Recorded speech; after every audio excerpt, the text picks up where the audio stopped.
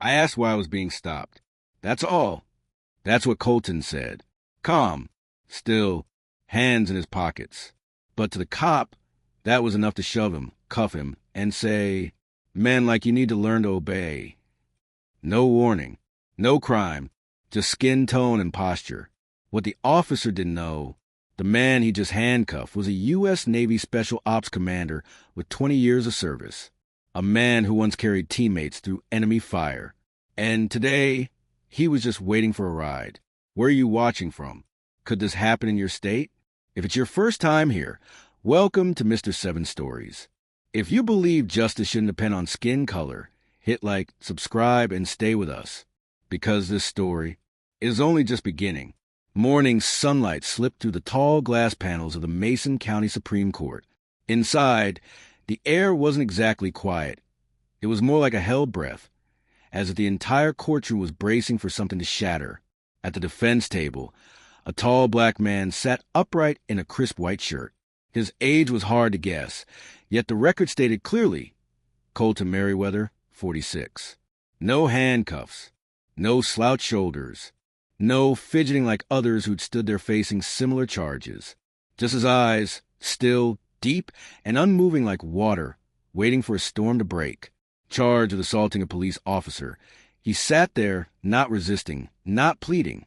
A few voices from the seats behind him, curious spectators, local residents from Masonville, whispered, "That's him, right?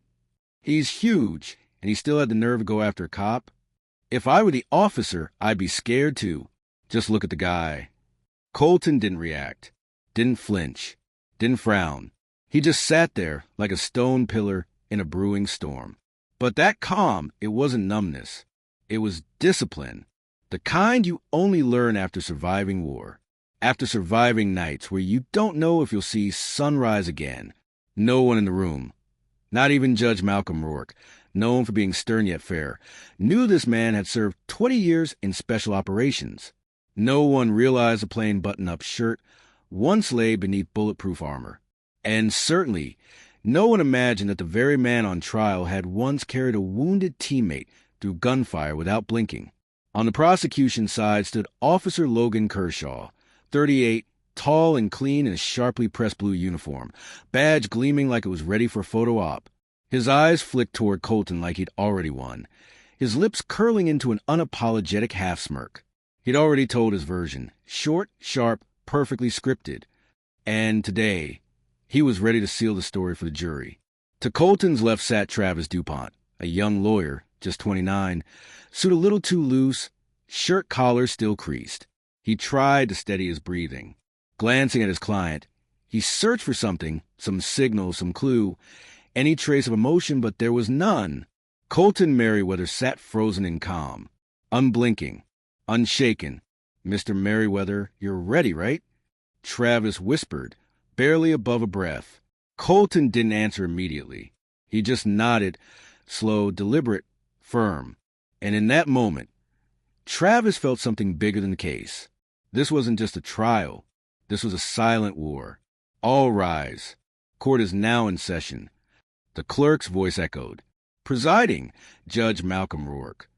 Chairs shifted, papers rustled. The room stirred for a few seconds, then fell still again. Colton stood with the same composure as a man who's heard artillery and never flinched. The trial had begun, and Colton Merriweather, a man with a past no one knew, now on trial not for what he did, but for how he looked, stepped silently into the last fight of his life. When Judge Rourke gave a subtle nod, the prosecutor rose and invited Officer Logan Kershaw to take the witness stand. The soft thud of leather shoes echoed across the polished wooden floor, the confident stride of a man well accustomed to being believed. Kershaw bowed his head for the oath, right hand resting on the Bible like countless witnesses before him. But his eyes didn't rest on God. They locked onto the jury, with a faint glint of triumph, like the outcome had already been sealed. "Officer Kershaw," the prosecutor began, voice calm and smooth like a speech rehearsed a dozen times, "please walk us through what happened on the night of June 14th at the corner of Jefferson and Bayard." Kershaw sat up straight, adjusted his tie, and exhaled, not from nerves but for effect. Then he began. It was about 11:15 p.m. I was responding to a report of suspicious activity near the old hardware shop on West End. That area has been quiet lately, but there have been several break-ins. When I arrived, I saw the defendant, Mr. Merriweather, standing outside the shop, pacing back and forth, appearing agitated, unusual. A few heads in the gallery nodded. An older woman in the back squinted, jotting something in a notepad. A man in a wrinkled shirt leaned forward, listening intently. I stepped out of my vehicle and asked him what he was doing there, but Mr. Merriweather became aggressive. He raised his voice, refused to identify himself.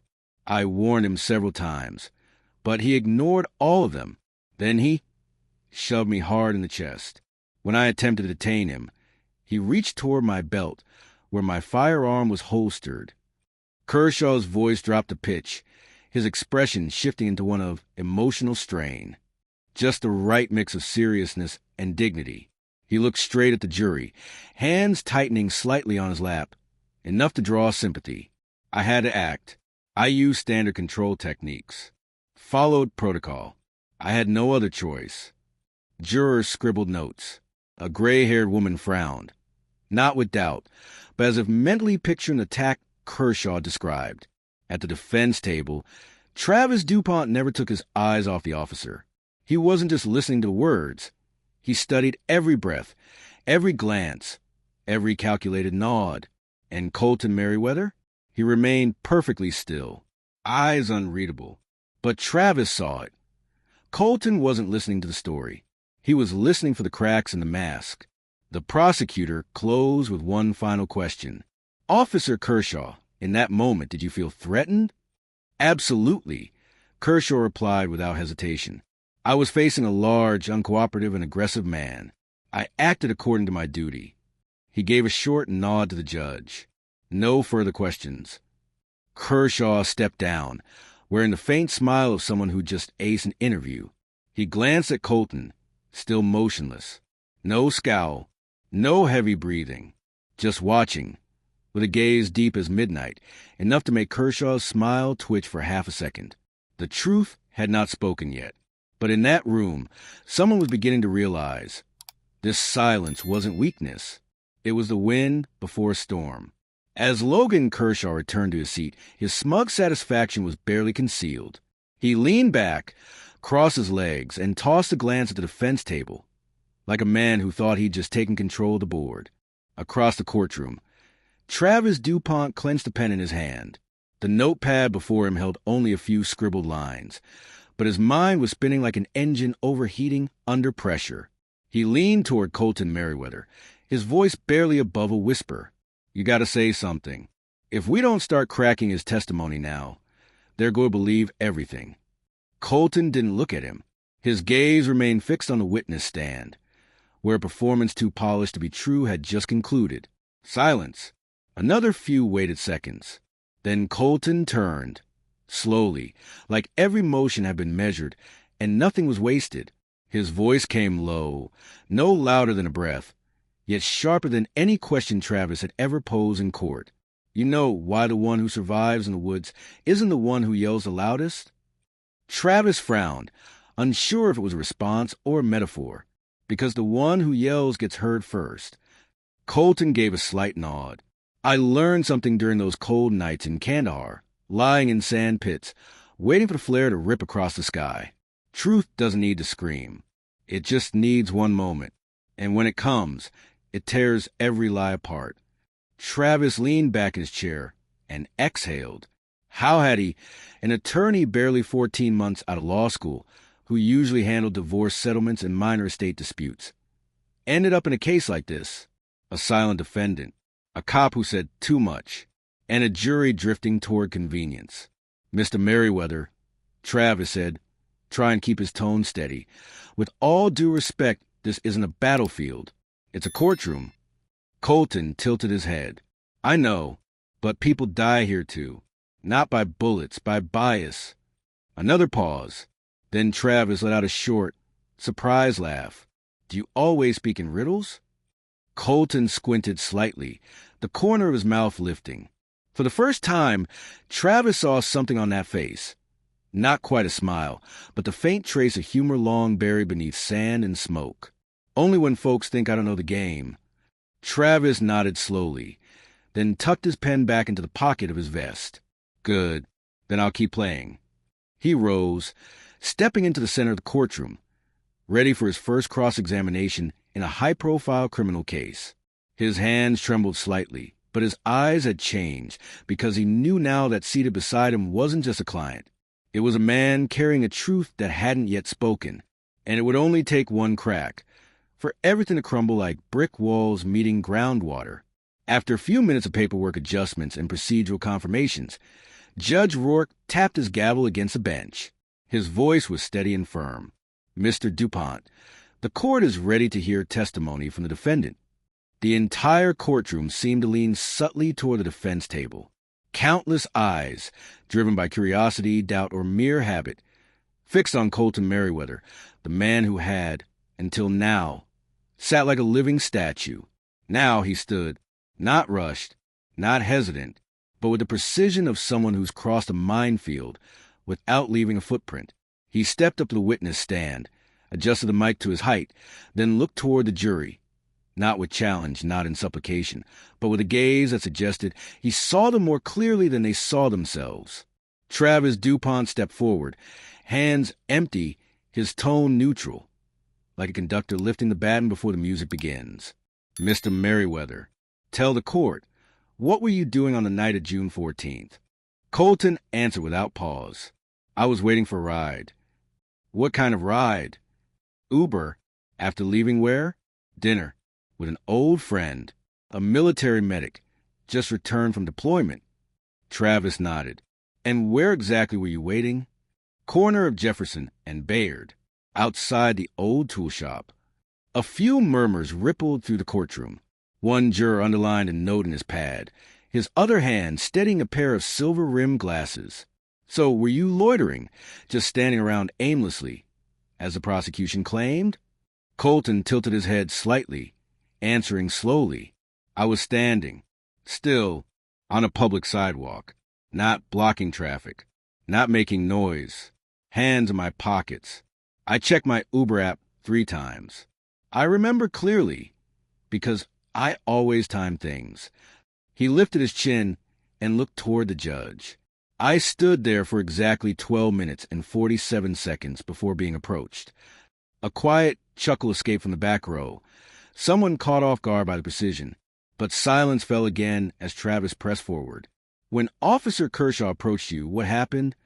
Colton took a breath, his nostrils flaring slightly, though his voice remained even. He didn't greet me, didn't state his name, just shined his flashlight straight into my eyes and asked, What are you doing here? Looks like you're hiding something. The room shifted. One female juror furrowed her brow noticeably. I asked, what exactly was I being investigated for? Told him I was waiting for a ride. And he didn't like that. His face changed. His tone dropped. And then Colton paused, lowered his head slightly. When he looked up again, his voice had changed. No longer flat. It had weight, bruise, like a buried memory cracked open in broad daylight. He said to me, Men like you need to learn to obey. The room froze for a second. Then, suddenly, Colton reached into the inside pocket of his suit jacket and pulled out a folded receipt, raising it for his lawyer to present to the court. Proof I left the restaurant at 10:57 p.m. timestamps on the bill. The place is less than half a mile from where it happened. A new detail, unknown to everyone in the room. Even Travis turned toward him, blinking in surprise. I didn't show this at the start, Colton said, calm and deliberate, because I wanted them to finish telling their story first. His gaze locked directly on Logan Kershaw. So when the truth came out, it wouldn't just clarify. It would catch them off guard. The jury began glancing at each other. One nodded subtly. Another leaned in with a hand at their chin. And Officer Kershaw, once relaxed and confident, was now sitting upright, as if something just slipped through his fingers. The momentum was shifting, not because Colton said much, but because he spoke at the right moment. The courtroom still buzzed with tension after Colton Merriweather's testimony, especially that final line. I wanted them to finish telling their story first. Officer Logan Kershaw sat stiffly at the plaintiff's table, his fingers tapping nervously against his thigh, eyes blinking rapidly as if replaying every detail of his previous statement. Judge Malcolm Rourke glanced toward the jury box and noted a familiar sign, the crack of doubt in what was once certainty. Attorney Travis DuPont sat beside Colton, the top button of his vest undone like an actor just off stage.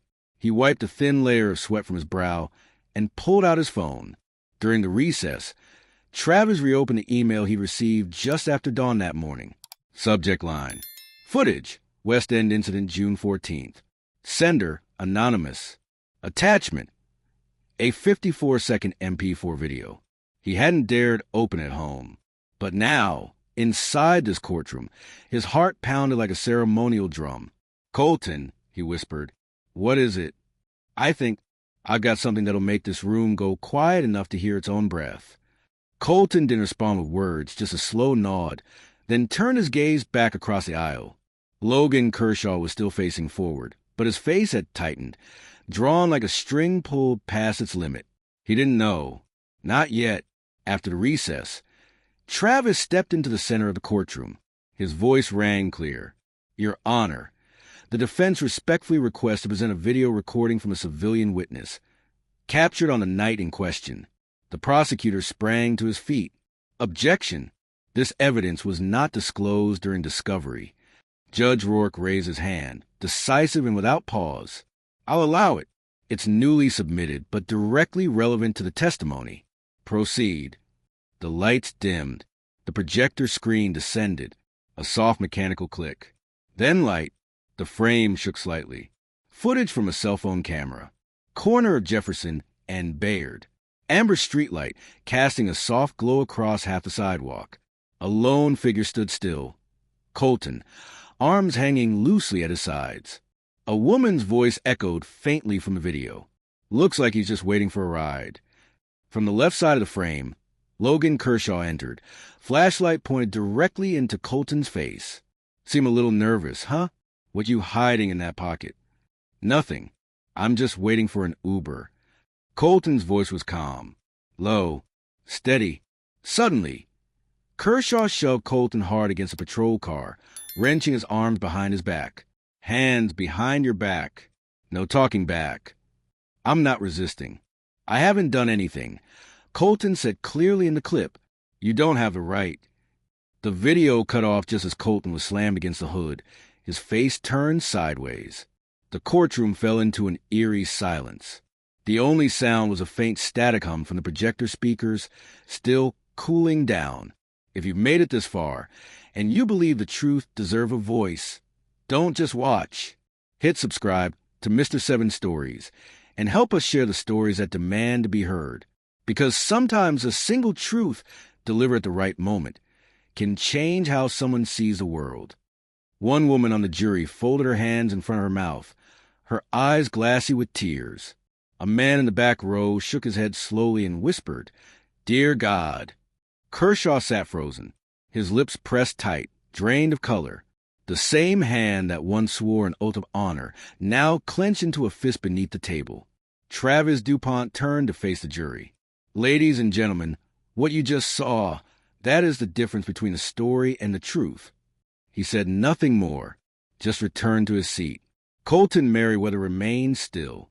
But this time, the look in his eyes wasn't silence. It was readiness. The lights in the courtroom flickered back on, but no one moved. A strange kind of quiet settled over the room like a thin fog. Not the solemn quiet of a courtroom, but the kind that follows witnessing something you can't unsee. The jury sat like they were bolted to their chairs. One balding man closed his notebook without writing another word. A woman in the middle row, who had once nodded in sympathy during Kershaw's earlier testimony, now sat frowning, hands clasped beneath her chin, eyes locked forward, unblinking. At the defense table, Travis DuPont glanced at his client. Colton Merriweather didn't flinch, didn't smirk, showed no clear expression at all.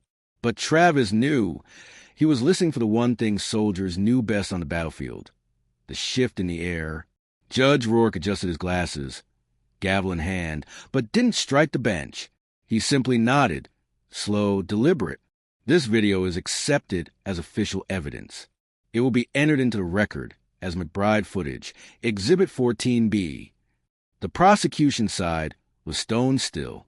The lead prosecutor sat stiff, lips pressed like he was choking on either frustration or the sinking sense that this trial had just changed course. And Logan Kershaw, the one smirking officer, was now staring straight down at his own hands. Travis stood once more, using the quiet still hanging in the air. "Ladies and gentlemen," he said, locking eyes with the jury, "what you've just seen was not a misunderstanding, not a misspoken testimony. This was action, intentional, deliberate, and what was said in this courtroom reversed it entirely." He raised a hand, calm and steady, a man standing still, polite, answering questions, then pushed, cuffed, interrogated. No resistance, no threat, but still labeled dangerous. A soft hiss escaped from the back of the courtroom. Someone couldn't hold back. No one blamed them. Travis glanced toward Colton, then said, "I'm not here to tell Mr. Merriweather's story for him. He can do that himself. I'm just here to help you see it and hear it for what it is." He walked back to his seat, but this time his steps had more weight, as if that young man, just 29 years old, had aged a few years in the span of 1 hour. Colton still sat there, his gaze no longer heavy. There was something quieter now, like the ocean after a storm. Then, as if to reset the rhythm of the room, Judge Rourke tapped his gavel twice. "The court will recess for 15 minutes before we proceed to cross-examination." Chairs scraped. People stood. But no one left the courtroom. Not a single soul. Instead, murmurs floated through the air, half-whispers breaking the tension. "I didn't think he'd be that composed. That video, you can't argue with it." It matched everything Merriweather said. In the far corner, tucked behind the last row, a woman sat quietly, gray uniform jacket, a name badge just barely visible. Lana McBride, the one who filmed the video, the one who sent it without a word. She bowed her head slightly, a quiet smile on her lips. No one knew her name, but it was her hands that lit up a piece of the truth. And the courtroom, once a place that looked at Colton with suspicion, was now starting to look inward. As the hearing wrapped that day, the sun cast long shadows across the Masonville suburbs. The last golden light filtered through rustling tree limbs, painting the sidewalk with a pattern of light and dark, like an unfinished chessboard. Travis DuPont didn't drive straight home. He turned right on Eastland, looped down through Hawthorne Creek, where red brick houses had wide porches, just enough space for 2 wooden chairs and a jug of sweet tea. His Ford Fusion rolled to a stop in front of 813. No doorbell, just a small wooden sign hanging quietly, still standing. The door opened before Travis could knock. Colton Merriweather stood at the threshold, charcoal gray t-shirt, black slacks, barefoot. No longer in courtroom attire, but still standing like a spine, rigid, silent, measured. "I didn't think you'd come," Colton said, softer than Travis had heard in days. "I didn't think I could go home without knowing who you are," Travis replied, stepping onto the glossy wood floor, simple, spotless, as if even dust didn't dare settle there. There was no TV, no selfies, nothing excessive, just a single wall across from the door, anchored by a large framed photo. 5 men in old fatigues, grinning boldly in a desert land, their eyes reflecting sunlight. Beneath it sat a glass case of medals, a carefully folded triangle flag, and beside it a leather-bound folder embossed in silver. "Final deployment record, Commander Colton Merriweather." Travis was quietly studying the photo when a knock, loud, sharp, urgent, not the kind of knock from a delivery guy. Colton turned toward the door, his expression shifting. He knew that knock. It was the kind of knock a soldier recognizes. Tactical, weighted, purposeful. He cracked the door open. A woman stood there, thin gray jacket, sunglasses half covering her face. But when she removed them, Travis took a step back, not out of shock, but because of the warning in her eyes. Something he couldn't quite name yet. "I'm Lana McBride," she said. "I filmed the video." Colton and Travis exchanged a glance. "Why now?" Travis asked. Lana stepped inside and placed another USB drive on the table. The video you saw today was just part of it. And this one, it's from 3 minutes earlier. Officer Kershaw followed him from 2 blocks away, pulled near an alley, turned his body cam on, then switched it off manually. Travis went pale. Colton didn't. He simply said, "So, they knew exactly what they were doing." The room fell silent again. But this time, it wasn't a silence of waiting. It was a silence of readiness. Travis dropped into the armchair, exhaling like someone who just walked through a storm. "So, why didn't you tell me from the start? About the medals? About your rank?" Colton stood, placing a hand on the folded flag. Because if a man needs a uniform to be treated fairly, then fairness isn't real. He lifted his gaze to Travis, eyes sharp, like a blade drawn from its sheath. "I don't want their mercy because I fought for this country. I want them to face me as a citizen, as a black man, standing still, and being treated as a threat just for that." Travis was quiet for a long moment, then simply said 3 words. "Now I understand." Outside, the last light of dusk had faded. Inside, the real battle had only just begun. The next morning, Masonville turned cold without warning. Gray clouds hung over the courthouse roof like a reminder. The storm wasn't over yet, but inside the Mason County Superior Court, something heavier than the weather filled the air: expectation. Every seat was taken, yet few spoke. People arrived earlier than usual. Some wore jackets. Some held hot coffee, not for the chill, but for that strange sense.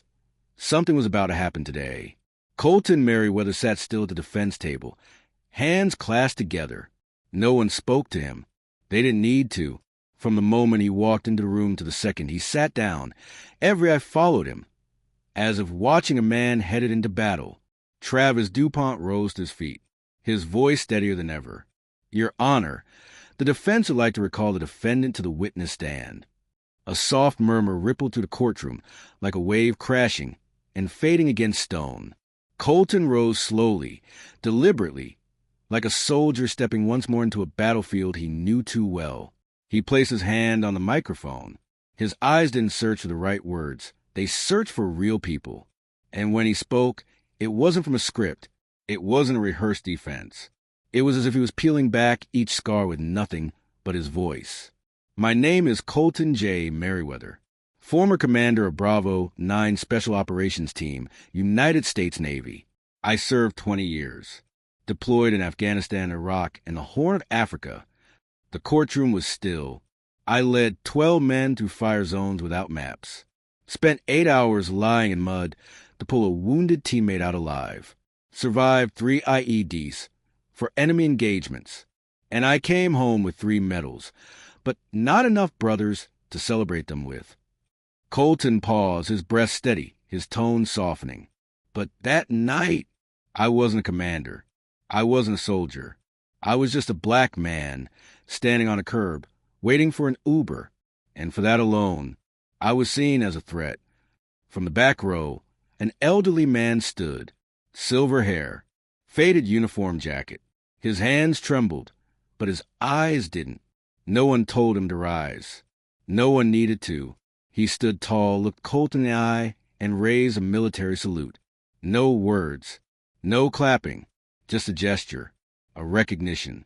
Colton saw him, gave a single, slow nod, like a soldier returning a silent signal in the middle of the desert. For that moment, the jury was motionless. One woman raised her hand to her mouth. A man pulled off his glasses, blinking too fast to hide it. Colton continued, still calm, still unshaken. "I didn't say any of this at first because I didn't want mercy just because I wore a uniform.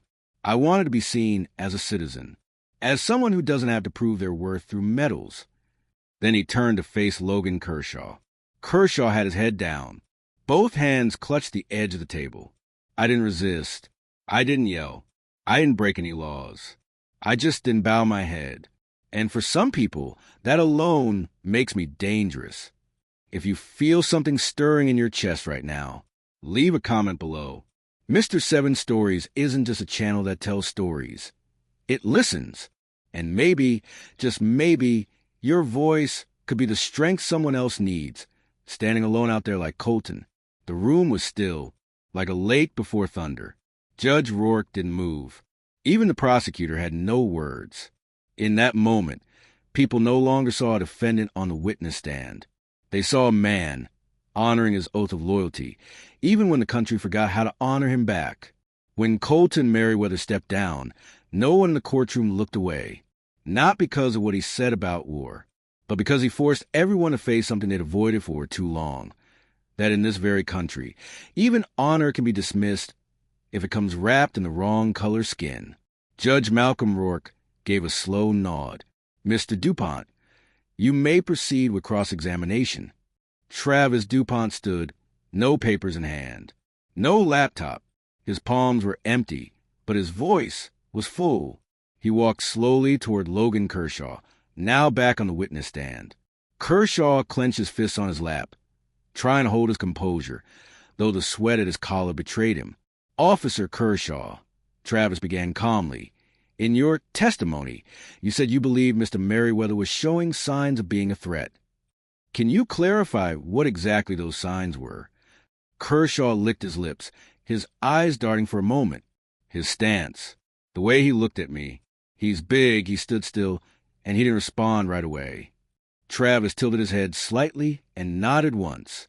So, standing still and asking why he's being questioned, that's a threat? Kershaw blinked. I just didn't feel safe. Travis took a step closer. His tone dropped lower now. Controlled. Cutting. Did you see a weapon on him? Silence. Did he raise a fist? Make a move? Reach into his pocket? Kershaw's mouth opened, then closed. Travis pressed on, his words sharpened with steel. So your evidence is a feeling? Or is it just bias dressed in uniform? The courtroom tightened, like a taut string before it snaps. Kershaw said nothing. His head bowed slightly. A juror inhaled deeply. Another straightened in their seat. The entire jury box shifted from passive observation to active scrutiny. Travis's voice rang out again, slower this time, each word a drop echoing in the still air. When a white soldier stands still, we call it courage. When a black soldier stands still, we call it a threat. Kershaw looked like he wanted to say something, but Travis raised a hand, not to silence him, just to look, just to see him, and Kershaw had no words. Travis turned to the jury, his voice softer, but heavier. All Mr. Merriweather did was stand still, polite, composed, nonviolent. But that didn't matter, because for some people, he doesn't have to do anything. He just has to exist, and that's enough to justify handcuffs. He looked at Kershaw one final time, this time without fire, just quiet honesty. You weren't afraid of what he did. You were afraid of what you thought he could do. And in that moment, the courtroom was forced to face an uncomfortable truth. Logan Kershaw hadn't been attacked. He had attacked the idea of a threat that existed only in his own bias. Travis stepped back to the defense table. He didn't say another word. He didn't need to, because nothing could be clearer than that. Colton Merriweather sat still, his eyes no longer guarded. It was the look of a man who had crossed through the wall of silence and survived. The jury sat motionless. No one was writing anymore. They didn't need more notes. They had begun to listen, with their hearts. The courtroom held its breath as the jury returned. Overhead, the lights cast down over the shoulder of Madame Foreperson, a salt-and-pepper-haired woman with a steady voice and eyes that looked like they'd seen the world judge people before. Judge Malcolm Rourke looked up, voice measured. Madame Foreperson, has the jury reached a verdict? She nodded, then rose, straight-backed, like a flag held against the wind. Yes, Your Honor, we have. The entire courtroom held its breath. In that suspended moment, Colton Merriweather remained upright, unmoved, as if no matter what verdict came, he was ready for it. For the charge of obstructing an officer, we find the defendant not guilty. For the charge of assaulting a law enforcement officer, we find defendant not guilty. Silence followed. Then Like someone had just released a valve that had been tightened for too long. Applause broke out from the back row. Then it spread. One person. Then two. A whole row. Then the entire room. Not chaos. Not celebration. But a collective exhale of decency. Judge Rourke brought down his gavel once. Order. But this time, his voice wasn't stern. It was softer, warmer, almost smoothed. He turned to Colton. Mr. Merriweather, if you'd like to address the court, we're prepared to listen. Colton rose. No paper in hand. No prepared speech. He walked to the center of the courtroom, not as a defendant, but as a quiet reminder. I want to thank this court and this jury, not for believing me, but for listening. He turned toward the gallery. There was no anger in his eyes, no triumph, only the look of someone who'd stood in a battlefield, not to win, but to keep from losing himself. I didn't win today because I'm a former officer, not because I earned medals. I won because I stood still, stayed calm, and told the truth when it needed to be told. He paused.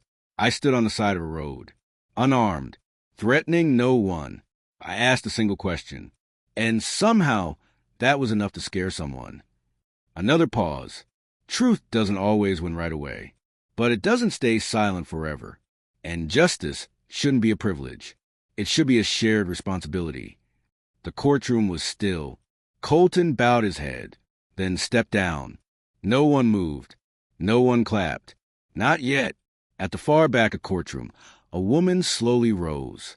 Gray jacket, faded name tag, hair slightly frayed from slipping into the building since early morning. Lana McBride.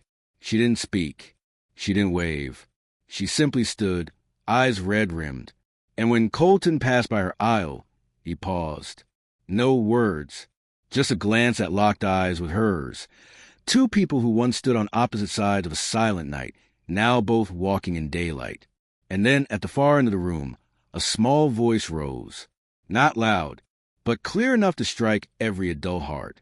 From the back bench, a young boy, no older than 10, wearing a denim jacket and clutching a toy car, looked up at his mother and asked, "Mom, can I be like him someday?" His mother, a young woman named Tasha Gentry, pulled him close and wrapped her arms around his shoulders. Tears gathered in her eyes, but her voice was steady. "You will. You absolutely will, baby." As Colton walked out of the courtroom, the light outside had softened. No longer harsh, no longer blinding. But his steps no longer belonged to a man once accused. They belonged to someone who had turned silence into an undertow strong enough to overturn what once seemed untouchable. In the distance, reporters called his name. Cameras flashed nonstop, but Colton didn't stop. He didn't need the lens. He only needed the truth, etched into the memory of those who had witnessed it. As he passed through the courthouse hallway, the crowd parted naturally. No one spoke. No one reached out to pat his back. Only their eyes, some misted over, some nodding slowly, and even those who once doubted him now stood silent, stepping aside, as if they weren't looking at a man who had just been acquitted, but a living reminder that justice doesn't need to shout, to echo. Down a hallway behind the courtroom, Logan Kershaw sat alone on a bench. His collar was unbuttoned. His badge was gone, removed at some point without notice. His hands trembled as he held the phone to his ear. "Do you even realize what you've done?" barked a voice on the other end, sharp, furious. Kershaw didn't answer. His eyes were fixed on his polished shoes, now dusted with the grime of the courthouse floor. No one was listening to him anymore. No one believed him. And maybe, deep down, he didn't believe in himself either. The story of Colton Merriweather doesn't end here. It continues every time someone stands still, speaks the truth, and refuses to back down. Colton's story isn't just a reversal of a wrongful charge. It's a powerful reminder that silence isn't weakness, and standing still doesn't mean surrender. Sometimes the calmest posture is the boldest way to demand justice in a world too used to prejudice. If this story stirred something in you, if it made you think, leave a comment below. We want to hear how it made you feel. And don't forget to follow Mr. Seven Stories. so you never miss the stories that truly deserve to be told. Because sometimes one story told at the right moment can change the way someone sees the entire world.